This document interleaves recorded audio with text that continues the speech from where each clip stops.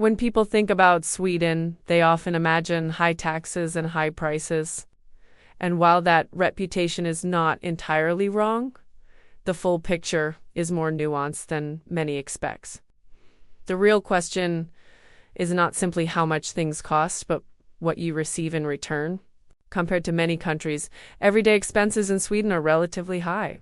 Groceries, dining out, and services often cost more than in Southern or Eastern Europe. But salaries are structured to reflect that difference. In cities like Stockholm, housing is usually the largest monthly expense.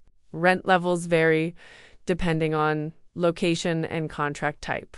Outside the biggest urban areas, costs decrease noticeably. Public transport is widely available and reliable, especially in larger cities.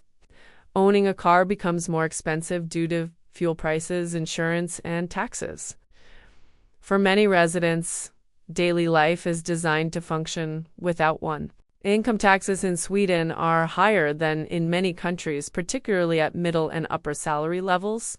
However, those taxes fund healthcare, education, and social systems that reduce private expenses elsewhere. The cost is visible on your payslip, but so are the services. Healthcare is heavily subsidized, meaning individual visits cost relatively little compared to fully private systems. Higher education for citizens and EU residents is tuition-free at public universities. These factors shift long-term financial pressure away from individuals. The Swedish model prioritizes stability and predictability over rapid wealth accumulation. You may not see extremely low taxes or ultra-cheap living, but you also encounter fewer sudden financial shocks. Whether Sweden feels expensive depends largely on what you compare it to. For some, the cost feels high. For others, the balance between income, security, and public services feels reasonable.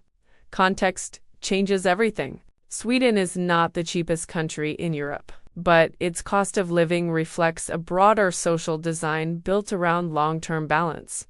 Subscribe to keep exploring Sweden the Swedish way.